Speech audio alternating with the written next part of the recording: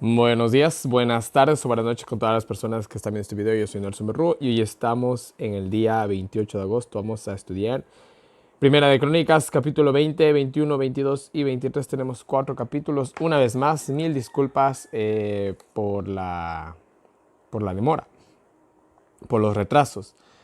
Y bueno, me atrasé aún más debido a que en mi país, Ecuador, está pasando una situación muy difícil.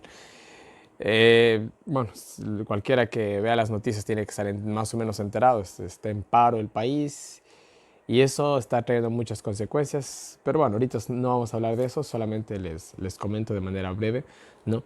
Para que sepan comprender, ¿no? Tal vez que esto pueda terminar siendo un obstáculo para el año bíblico. No quiero que sea así, pero posiblemente lo sea, ¿no? Pero esperemos que no sea así, mis queridos hermanos, ¿no? Así que oren mucho por mi país, oren por Perú, por Bolivia, por Colombia y cuántos países más que se me escapan, ¿no? Que están pasando realmente situaciones muy difíciles, ¿no? Así que oremos. Realmente yo les he dicho que para el año 2021 puede empezar el movimiento de la ley dominical. Y lo que está pasando en estos países y lo que está pasando alrededor del mundo simplemente nos confirma de que realmente así puede ser, ¿no? Ya hemos de hablar de eso cuando lleguemos a Apocalipsis. Vamos a ver cómo se encuentra mi país hasta esa fecha y cómo se encuentran muchas partes del mundo. Pero bueno, mis queridos hermanos, se vienen tiempos difíciles simplemente, ¿no? Y bueno, eh, gracias a las personas que colaboran, muchas gracias de verdad. Ya que esta situación en mi país se va a poner peor, yo no sé qué va a hacer de mí, pero yo confío en Dios y Dios proveerá, ¿no? Dios proveerá para poder seguir en el proyecto del año bíblico, ¿no?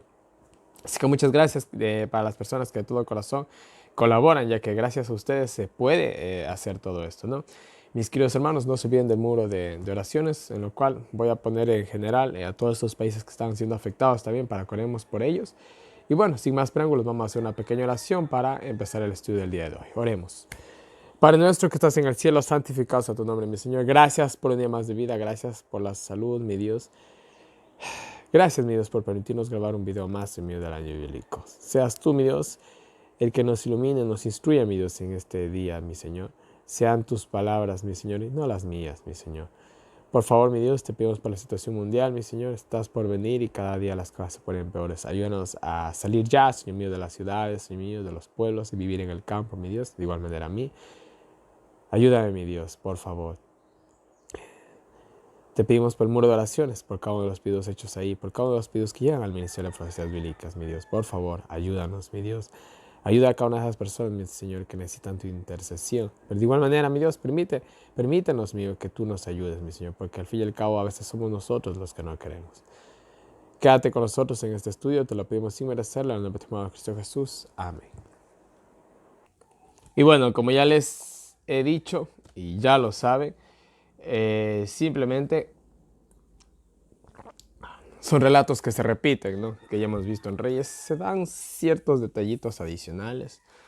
Está bien, pero no es que sean muchos, ¿no? Pero aún así vamos al estudio, a hacer un video corto como los demás, ¿no?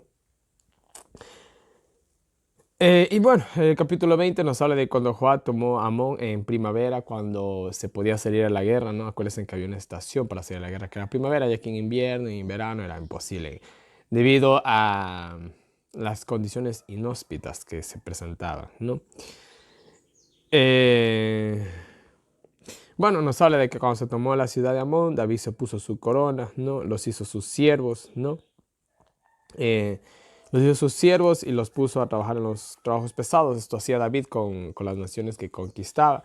Entonces les ponía, entre comillas, como esclavos casi, ¿no? Pero no con los derechos que tenían los esclavos en esa época. Acordémonos que el pueblo de Israel tenía leyes muy rigurosas acerca de la esclavitud, muy humanitarias, podríamos usar una palabra actual, ¿no? Bueno, aquí nos habla de que también hubo guerra contra los filisteos, ¿no? Bueno, aquí nos habla de los gigantes, ¿no? Dice de que había un gigante llamado Sibaqueid, el gigante, ¿no? Lo mataron, ¿no? Hubo otra guerra contra los filisteos y se hirió al hermano de Goliat, ¿no? Dice que su lanza era como la de un rodillo de telar, o sea, era una lanza bastante considerablemente grande. Y bueno, son hazañas que ya hemos visto en Reyes, ¿no? A ver, ya, nos habla de otro gigante que tenía 24 dedos, 6 dedos en las manos y 6 en los pies. Algo interesante, ¿no? Eh, bueno, dice que a este gigante lo mató Jonathan, sobrino de David, ¿no? Y estos fueron los gigantes que murieron en manos de David, por así decirlo, ¿no? Y bueno, la famosa raza de los gigantes, ya hemos hablado también de esto, ¿no? Los gigantes. Yo de manera personal creo que aún hoy en la actualidad existen gigantes. Disculpen, tal vez no compartan mi idea de pensar, está bien, no pasa nada, es mi opinión personal, ¿no? Pero ahí se escucha y se sabe hasta donde se entiende también, o se cree. Hay ciudades subterráneas alrededor del mundo, ¿no? Muy antiguas, donde quién sabe qué razas se esconden ahí. Hay mucho que decir ahí. Yo creo que hay muchas cosas que le hemos de saber en el tiempo del fin. Pero bueno, hasta llegar ese día, sigamos simplemente estudiando lo que estudiamos y creyendo lo que creemos. Nada más. Vamos al capítulo 21. David censa al pueblo. Esto fue por la fuerza militar. El orgullo de Israel también estaba creciendo. Eso ya lo vimos en Patriarcas y Profetas, página 809, 810, 808. Nos cuenta esa historia. Entonces David censó al pueblo para ver sus fuerzas militares. Esto fue malo porque el orgullo se estaba creciendo, la nación también se estaba haciendo orgullosa y a Dios no le gustaba esto, ¿no? Entonces el versículo 1 dice que Satanás incita a David a hacer el censo. Bueno, no nos olvidemos que el ser humano tiene libre albedrío, entonces simplemente Dios te pone un camino, Satanás te pone otro, tú decides, eso es todo, ¿no? Bueno, dice que David designó a Joab, acordémonos de Joab, general de las fuerzas militares de Israel, ¿no? Y a los demás líderes, ¿no? Para hacer el censo, ¿no?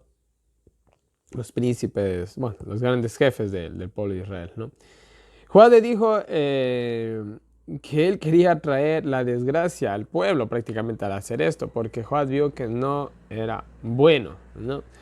Algo prudente en Joab. Joab, un tipo muy polémico en la historia de los reyes, ya hemos visto mucho de él, pero bueno. Entonces él le dijo, mira, no hagas esto, no es buena idea, Dios no es la voluntad de Dios, ¿no? Pero David insistió y más pudo la orden del rey que la de un general, ¿no? Y es verdad, ¿no? A veces así pasan las cosas. Miren, yo de manera personal, esto a veces, por ejemplo, pasa en las iglesias, ¿no? Están los miembros de iglesia que tienen sus cargos, viene el pastor y dicen, bueno, hay que hacer esto. Y si no lo haces, problemas, simplemente, ¿no? Entonces, a veces, miren, a veces yo les digo algo, de cierta manera, entre comillas, no llamo a separarse de la iglesia y nada por el estilo, pero a veces siempre es mejor la independencia en todo aspecto de la vida, en todo aspecto de la vida. Miren, si hablamos en el sentido laboral, es mejor, ya, buscarse, miren, hermanos, ahorita aquí en mi país está pasando una situación bien difícil, ¿no? Gracias a Dios, yo les voy a decir así, escúchenme bien, gracias a Dios yo soy zapatero. Les digo así de todo el corazón. Gracias a Dios yo soy zapatero. Gracias a Dios yo arreglo zapatos. Porque si no, ¿quién sabe en qué estado estaría yo? Y ustedes me dirán, ¿qué tiene de bueno ser zapatero? Verán, mis queridos hermanos, cuando ustedes van a las historias de la Primera Guerra Mundial y la Segunda Guerra Mundial, ¿quiénes eran los que prosperaban? ¿A quiénes les iba bien? ¿Saben a quiénes? A ese tipo de personas que tenían trabajos de necesidad básica, ¿no? Y yo hablaba el otro día con una amiga y me decía, ¿qué tal te va? Me dice en el trabajo. Y yo le digo, verás, mi trabajo es tan bueno en tiempos de paz y en tiempos de guerra, ¿no? Porque tanto en tiempos de paz, en tiempos de guerra, decía, la gente usa zapatos y se les daña. Y más todavía en tiempos de guerra o en tiempos de crisis, podríamos decirlo, ¿no? Donde escasea el dinero. Entonces no va a haber dinero para comprarse los nuevos, van a arreglar los viejitos, ¿no? Y ahí salgo ganando yo, por así decirlo, debido a la humildad del trabajo y lo básico que es. Hoy en la actualidad, yo insisto, hay muchos jóvenes, muchas personas que están en grandes puestos de trabajo, están estudiando carreras universitarias. Señores, estos son principios de dolores. Dentro de poco podrás tener un masterado en no sé qué, no va a servir de nada, porque no va a haber esto, vean. No va a haber dinero. Yo conozco, bueno, en fin, aquí me puedo ir de largo, ¿no? Entonces, mire, tristemente, ¿no? Me estoy saliendo un poco quizás del tema, ¿no? Pero no tanto.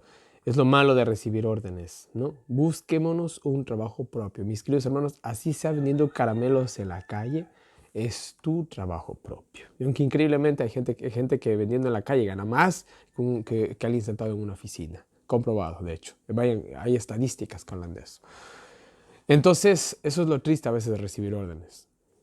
Te ponen a hacer cosas que no vienen al caso, conseguir un trabajo es difícil, te piden el sábado. Señores, busquen su propio trabajo, pero lastimosamente muy pocos tienen el emprendimiento para hacer esto. Discúlpeme. Y yo sé que muchos de ustedes lastimosamente son así. No los conozco, pero lo sé, la mayoría de las personas son así. Tienen muy poco el emprendimiento para buscar algo propio, iniciar algo propio. Lo ven difícil. No lo hagan. No sean de esa manera de pensar. No. Eso es lo que pasa a veces cuando tú recibes órdenes. Te guste o no te guste, sea bueno o sea malo, tienes que obedecer. Joab, imagínense, Joab estaba sujeto al rey. ¿Qué tenía que hacer? Rebélate. Te podía costar la cabeza, ¿no? Pero bueno. Bueno, Joab dice que hizo un censo.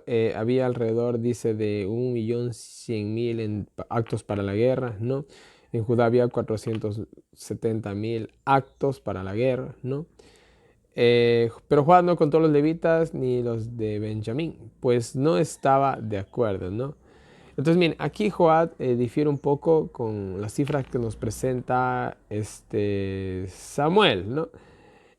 Pero, verán, el relato bíblico nunca es exacto, ¿no? Quizás aquí se tomó en cuenta a personas de cierta edad, a otra edad, en Samuel tal vez de otra, no es tampoco así. Una vez un hermano me hacía problema a mí. ¿Y yo qué culpa tengo? Siempre me... de que por qué las cifras no encajaban. Le digo, bueno, a veces se registra una cosa, no, pero se debería de saber. Digo, hermano, no son cosas, le digo, que tampoco sean esencialmente importantes, ¿no? Listo, ¿no? Pero bueno, hay gente que quiere el detalle de todo, ¿no? No se puede realmente. Son libros que se escribieron hace muchos años, miles de años, literalmente. Entonces, no se puede tener una cifra exacta. Por aquí tal vez se registró una cosa, en el otro libro se registró la otra, no se sabe, ¿no? Pero bueno. Joab dice que no contó a los levitas. Bueno, los levitas, interesante, ya que ellos estaban dedicados al sacerdocio, ¿no? Y a los de Benjamín, acordémonos que Saúl era de la tribu de Benjamín, entonces hubiera sido medio problemático someter a los de Benjamín, ¿no? Para el censo. Entonces, Joab en ese sentido fue muy sabio, dejó ese problema ahí, ¿no? Ese estancado. Y bueno, de esa manera tampoco cumplió todo el capricho de David, ¿no? Jehová dice que se enojó e hirió a Israel, ¿no? David pidió perdón a Dios por el censo, ¿no? ¿Por qué Dios se enojó? Ya les digo, era el orgullo nacional que se estaba elevando, era David que quería hacer más grande las fuerzas militares, o sea, se estaba haciendo orgulloso el hombre, eso es todo, ¿no? Es como cuando tienes dinero y comienzas a contar tu dinero y ves que ya 100 dolaritos más y tienes acá los 100.000 dólares y así, si te enfocas en el dinero, en el dinero, en el dinero. Más o menos así para que nos hagamos una idea, ¿no? Bueno, y bueno, dice que Jehová habló a Gad, el profeta que estaba en este momento. Dile a David que le ofrezco 3 castigos. Y Gad pues, le ofreció los 3 castigos: 3 años de hambre, 3 meses en las manos de tus enemigos, o 3 días sintiendo la espada de Dios. Elige David, dura decisión, pero David no titubeó mucho. Escogió estar 3 días, bajo la espada de Dios, pues Dios es misericordioso. Esa fue una sabia decisión, como ya lo analizamos en su momento, ¿no? Y para estar en las manos del hombre es 1000 veces estar en las manos de Dios. Les digo así, las manos de Dios siempre son sabias. No, dice que murieron 70.000. 70.000 hombres, nos dice, ¿no? No se habla si habían mujeres y niños, solo dice hombres. Posiblemente solamente hayan sido los actos para la guerra, ¿no? Envió su ángel, Dios dice que envió su ángel, ¿no? Para destruirlo, ¿no? Pero, dice que Dios se arrepintió. Una vez más, esta palabra humana para decir que Dios se arrepintió. Dios no se arrepiente, ¿no? Ya hemos explicado esto, ¿no? Y dice que el ángel de Jehová se detuvo junto a la era de Ornán, el Jebuseo, ¿no? Entonces dice que David vio al ángel entre el cielo y la tierra con una espada desenvainada sobre Jerusalén, ¿no? Eh, Y bueno, dice que David y los ancianos se pusieron de luto, ¿no? O sea, qué terrible habrá sido también para David. Imagínense ver un ángel entre el cielo y la tierra con una espada desenvainada, con sus ropas de guerra. Ay, mi madre. No debe haber sido nada bonito ver algo así, ¿no? Dice que David pidió ser castigado. Bueno, aquí vemos el corazón lindo que tenía David, ¿no? Él pidió ser castigado, ¿no? Y no el pueblo, ¿no? Porque no tenía la culpa. Pero realmente el pueblo también se estaba llenando de orgullo. Entonces fue un castigo muy sabio de parte de Dios, podríamos decirlo, ¿no? El ángel dice que habló al profeta. A ver. El ángel dice que habló al profeta Gad, ¿no? El ángel, ¿no? Y le dijo que haga un altar en Ornán, ¿no? En el famoso monte Moria, donde Isaac estuvo a punto de sacrificar a su hijo, donde se construyó el templo, el monte Moria, donde también murió posiblemente Jesús, etcétera, etcétera, etcétera, ¿no? Dice que David hizo así, manos a la obra, o sea, le dieron una opción, ya que Jerusalén aún no era castigada. Entonces, corre muchachos, se fue eso, ¿no? Eh, Dice que Ornán envió al ángel, ¿no? Con sus 4 hijos, ¿no? Y se escondieron. Bueno, el dueño de esta parcela del Monte Moria dice que también él vio al ángel. Y obviamente yo viendo al ángel, yo lo primerito que hiciera es meterme debajo de mi cama, sinceramente, ¿no? Pero bueno, automáticamente después dice que vio que venía David, ¿no? Le salió al encuentro, se postró ante él, o sea, se inclinó, mejor dicho. David le ofreció comprarle el terreno, ¿no? Para hacer un altar, pero Ornán le quiso dar todo gratis, incluso hasta la leña, los holocaustos, todo quiso Ornán, ya que, o sea, imagínense, él sabía que, obviamente le dijo, mira, ve, está pasando esto, Dios me pidió que haga aquí un altar, así que te vengo a comprar la tierra, quiero poner un altar aquí y sacrificar a los animales. Y Ornán le dijo, tranquilo, ¿sabes qué? Coge todo, te lo regalo, pero con tal de que se haga el sacrificio y todo pare, ¿no? Pero David no quiso nada gratis, ¿no? Aquí también vemos algo muy bonito de David, ¿no? Que no se aprovechó, por así decirlo, ¿no? Le pagó, dice, 600 ciclos de oro, ¿no? Porque David dice que no quería ofrecer nada que no le haya costado, ¿no? Esto es interesante. Miren, cuando nosotros le ofrecemos algo a Dios, tiene que ser igual. No tenemos que ofrecerle algo que nos haya costado, de nuestro bolsillo, de nuestro sudor, no algo que no. Pero bueno, le compró en 600 ciclos de oro, interesante el número 6, una vez más en la Biblia. Hizo un altar ahí y descendió fuego del cielo, dice, ¿no? Y el ángel se regresó, se fue al cielo, mejor dicho. Al ver que Dios le respondió, le ofreció más sacrificios. En ese tiempo dice que el tabernáculo se encontraba en Gabaón, ¿no? Pero David no pudo ir a consultar ahí, dice, porque estaba aterrado por culpa de la calamidad, ¿no? Entonces se quedó nomás ahí, parece que hizo el sacrificio. Entonces el pobre también estaba con miedo, imagínense, había pasado 70.000 hombres habían muerto así y había visto al ángel y bueno, etcétera, etcétera. Yo no sé dónde sacó tanto valor, sinceramente.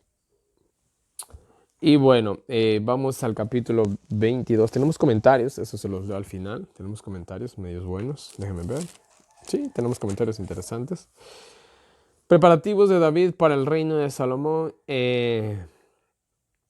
Bueno, nos dice que David dedujo que el mejor lugar para hacer el templo fue ahí, ¿no?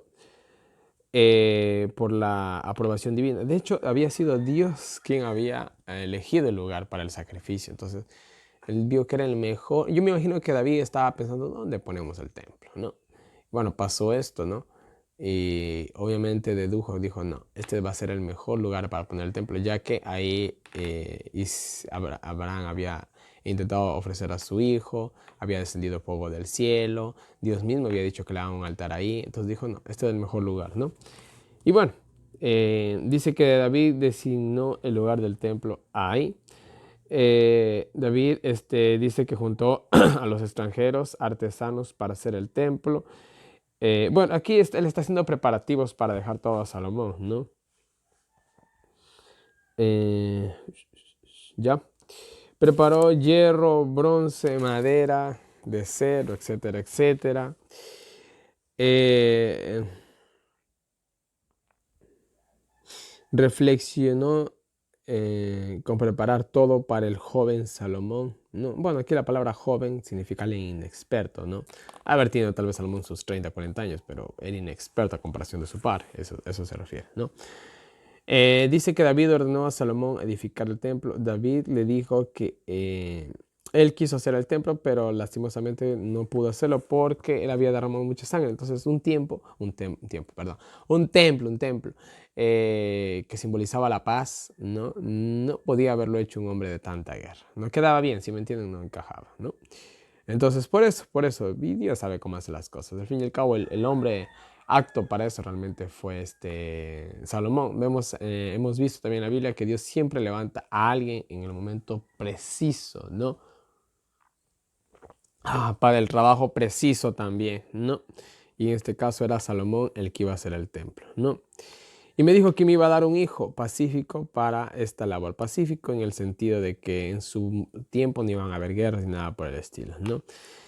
Entonces, David incluso por eso dejó conquistando muchos territorios, etcétera, etcétera, etcétera. El tipo dejó armado todo, ¿no? Y Dios también le había dicho, ¿no? Que el hijo que iba a tener David iba a ser como hijo para Dios, ¿no? O sea, lo iba a querer tanto como lo había querido él, en pocas palabras, ¿no? Iba a confirmar su reino, ¿no? Ahora, David le dice, ahora, hijo mío, que Dios te bendiga y seas prosperado en hacer el templo, ¿no? Aquí David le da una bendición prácticamente a Salomón.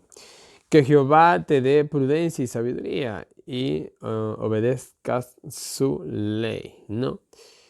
Y aquí yo quería leerles algo donde lo anoté, déjenme ver. ¿Dónde lo anoté? ¿Dónde lo habré anotado? Lo perdí para siempre. No, lo perdí. Bueno. Entonces, sabiduría, ¿no? Dios le ofreció sabiduría. Entonces, miren, yo estaba viendo, no me acuerdo dónde anoté, ¿no? Pero aquí, la sabiduría no es como nosotros lo entendemos en nuestro idioma, original, ¿no? Aquí la sabiduría significa, aquí está, significa habilidad, experiencia, astucia. Eso significa la sabiduría en el sentido bíblico. Repito, habilidad, experiencia y astucia. Entonces, alguien que ha tenido mucha experiencia, no que tenga muchos años. Bueno, a veces lastimosamente, tener muchos años no significa tener experiencia, ya que no has vivido mucho. O sea, no has hecho vivencia, podríamos decirlo mejor, ¿no? Entonces, es alguien que ha experimentado muchas cosas buenas, malas, pobrezas, riquezas, muchos trabajos, etcétera, etcétera. Ha conocido muchas gentes, ya, eso es experiencia, ¿no? Habilidad, alguien hábil, alguien que sabe hacer muchas cosas, ¿no? Y astucia, alguien que no es, podemos decirlo, tonto, ¿no? Usando una palabra, ¿no? Entonces, David le desea sabiduría a su hijo, ¿no? Que Jehová te dé prudencia y sabiduría, ¿no? Y obedezca su ley, algo importante, ¿no? Que él le asigna, ¿no? Mira, sobre todas las cosas, obedece a Dios, ¿no? El principio de la sabiduría es obedecer a Dios, eso lo escribió incluso el mismo Salomón más adelante, ¿no? ¿Qué más? Te irá bien si tratas de obedecer la Torah en pocas palabras, ¿no? Ánimos y no te rindas, ¿no? Le dio palabras de aliento también, ¿no? Con mucho esfuerzo conseguí para el templo todo esto, le dijo, ¿no? Tienes también muchos obreros, había dejado mucha gente designada para esa labor, ¿no? Así que pon manos a la obra, ¿no? David ordenó a los líderes que ayuden a Salomón, ¿no? Les dijo a los líderes que pongan su corazón y el alma en la construcción para la morada del arca.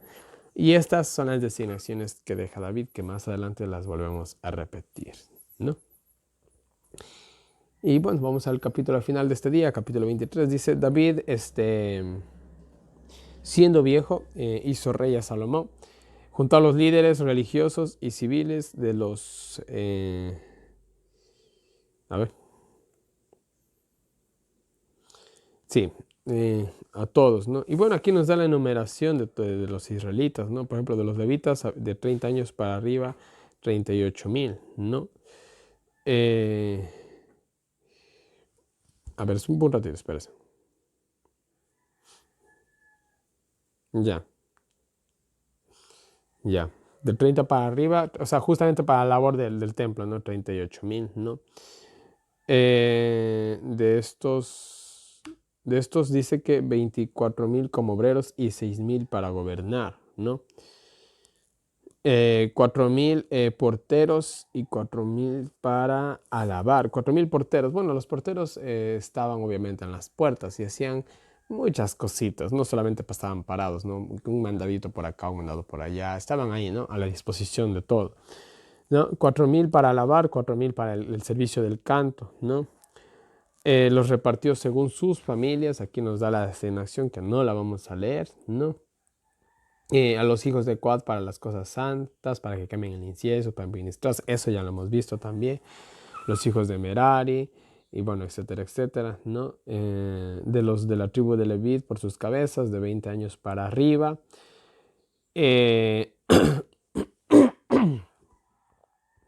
Bueno, aquí también nos habla de que los hijos de Leví iban a descansar, ¿no? Ya que ya no iban a estar trasladando el tabernáculo. Acuérdense que las familias estaban divididas para trasladar el tabernáculo también, pero como ya el tabernáculo o el arca, por así decirlo, iba a estar fija en un solo lugar, entonces iban a descansar en ese sentido, pero se iban a ocupar de otras cosas, ¿no? Y bueno, de 20 para arriba eran los que eran llamados para el servicio de aquí ah, del templo, ¿no? Y bueno, dice que bajo el mandato de los hijos de Aarón estaba Leví, eso ya también lo vimos, ¿no? Los levitas simplemente eran subordinados de los sacerdotes, ¿no?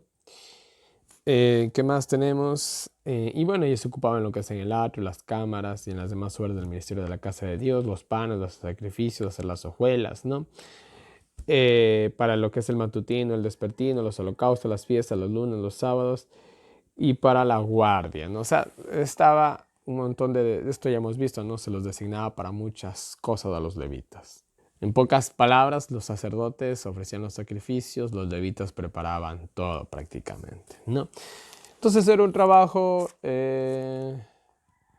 comunitario, podríamos decirlo, ¿no? Los unos hacían lo uno y los otros lo otro, ¿no? Y miren, vamos a leer unas citas del Espíritu de Profecía para terminar el estudio del día de hoy, muy buenas.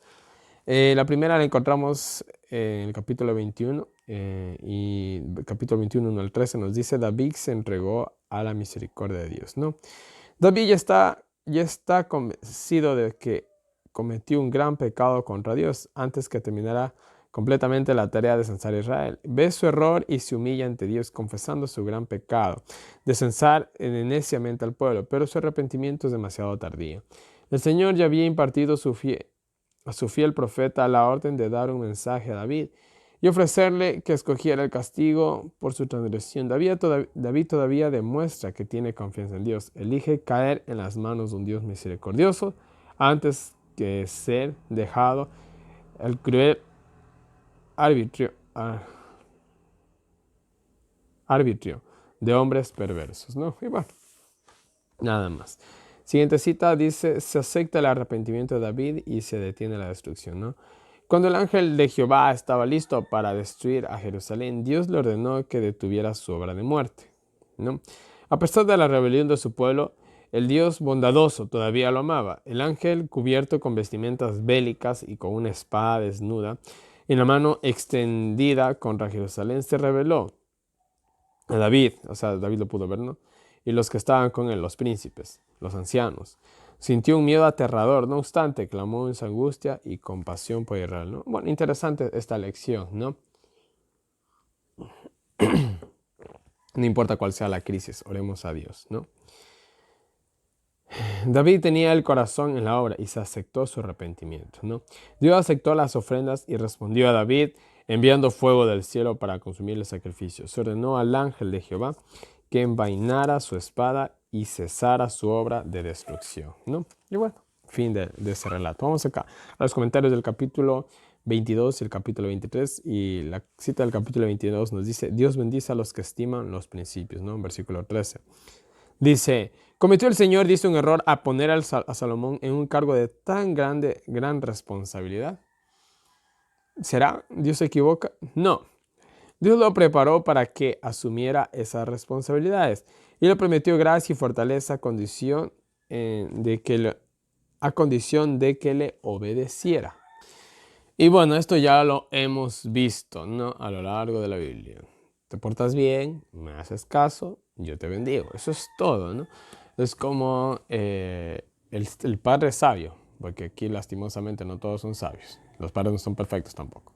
El padre sabio ve que el hijo menor, digamos, tiene futuro, mientras el mayor es holgazán, etcétera, etcétera, ¿no? Bueno, ¿qué dice el padre? Bueno, al mayor me lo llevo a trabajar, al otro le pongo a estudiar, porque veo que le aplica el estudio, ¿no? Un ejemplo, ¿no? Entonces, eso es así, ¿no? Con Dios es lo mismo, Dios evalúa a las personas. Ve que hay voluntad y todo, pues bueno, ayudemos a este muchacho, ¿no? El Señor coloca a los hombres en cargos de responsabilidad, no para que procedan de acuerdo con su propia voluntad, sino conforme a la voluntad divina, ¿no? Y miren, esto es interesante.